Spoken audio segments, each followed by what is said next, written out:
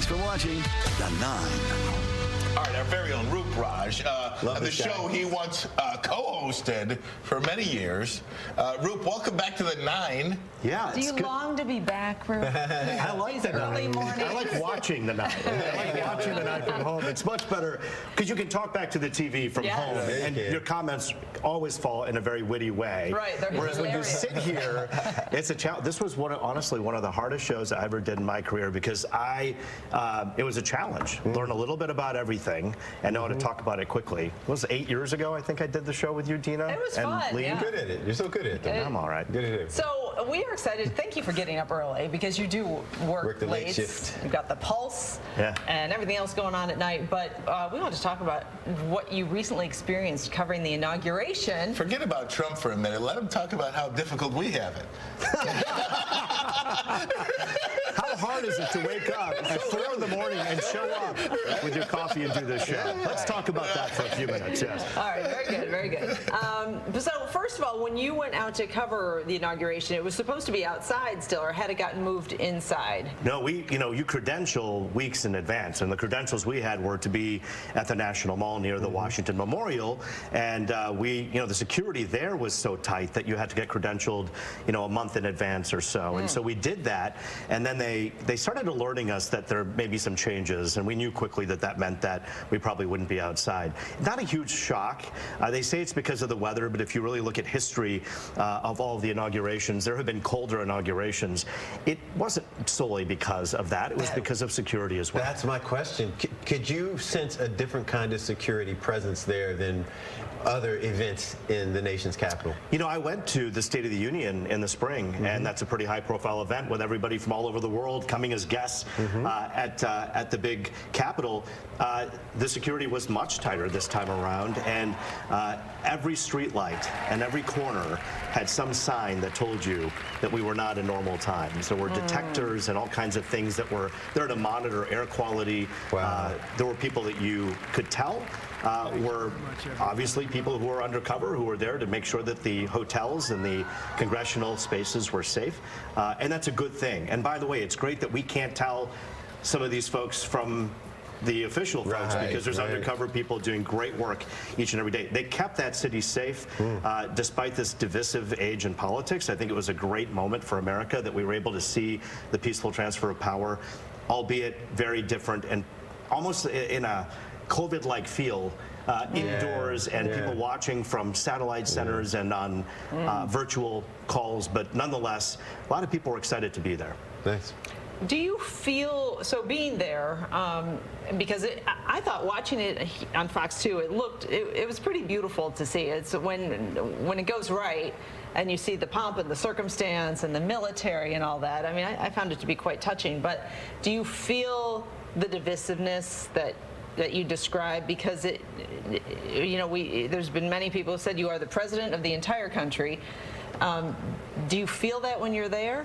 It's interesting because I think we see things through the eyes of a lot of times the national media, and we'd be remiss if we didn't mention that the national media often makes us feel more divided than we actually are. Whether it be the left or the right, these cable channels interview lawmakers who are at odds with other lawmakers. But what you're not seeing is when the camera's not pointing that way, there's a whole other story going on. Congresswoman Debbie Dingell, newly minted Senator Slotkin, they're working with Republicans and looking forward to working with this president on things like trade. And by the way, Congresswoman Debbie Dingell said, hey, I see eye to eye with this president on trade. I think he has it right when it comes to tariffs. And I think Joe Biden, the former president, saw it so right that he kept some of those Trump-era tariffs in place. So I think there's less divide than we know, but there certainly is obviously divisiveness. See, you won't see that on the national side of things, but I think you will see that on the pulse. And I say this to you, you are doing, it is probably one of the hardest things to do now, I think, is to have a political show nightly. No other local station does this, and you are doing it beautifully, my friend, calling the balls and strikes as it's meant to be done, not taking a side, pointing out the facts.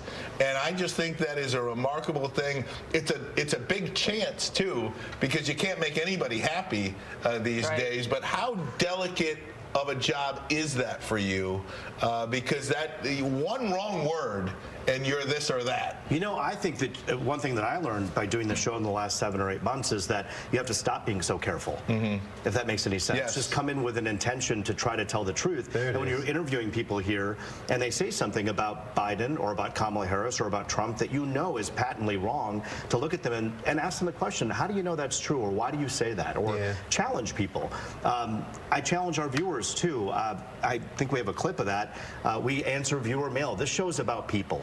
We want the people at home to be able to have a part in this conversation, and this is an example of how we try to communicate with the people who watch us. Take a listen. Finally, from Patricia. Patricia says this: we listened to your opinion regarding our president's remarks of the pastor or minister who was supposed to be praying for our president. Most of us feel she was inappropriate and divisive, addressing political concerns at a church service after the election. We heard Mr. Graham's comments regarding her inappropriateness and agree with him.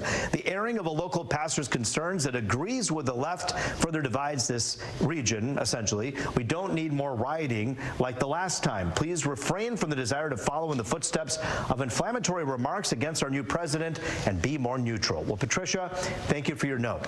Your opinion means a lot to me. Now, here's the deal. We aired the comment from that bishop at the National Cathedral. Airing what she says is news. It's what newscasters do, whether people like her comment or not. It happened, and that's why we covered it. Then we had President Trump's exact comments afterwards demanding an apology. We aired that also. We're being fair. The local pastor you're talking about, you know what? He's not a violent protester. In fact, he's a local pastor. Keon Payton worked with Republican and Democrats in 2020 to ensure the protests happening in Pontiac 5 years ago were peaceful, and they were. Allowing multiple voices on this show isn't an attack on the president just because people disagree with him.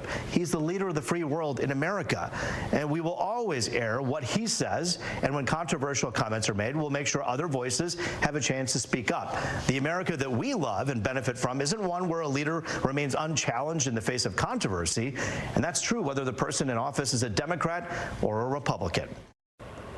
Could you, Roop Raj? Well played. That's how it's done. Well, here's the thing. I mean, she's defensive because the media has slammed her president, and the media, again, nationally, I think especially, there have been sides that have been taken, and the lines have been drawn, and she feels as though there's still a battle going on.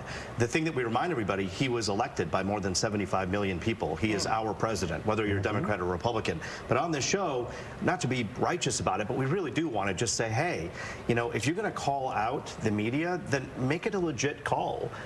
We're here to cover what this president has said, and not everything he says or does will be respected by everybody, and that's important to note. Look at you, Roop Raj. Good job. We're proud of you. Thank you for coming in, and Good to be keep with up the all of good you. work. Where can people find the Pulse? So the Pulse, you can find it every night at 11:30 on Fox 2.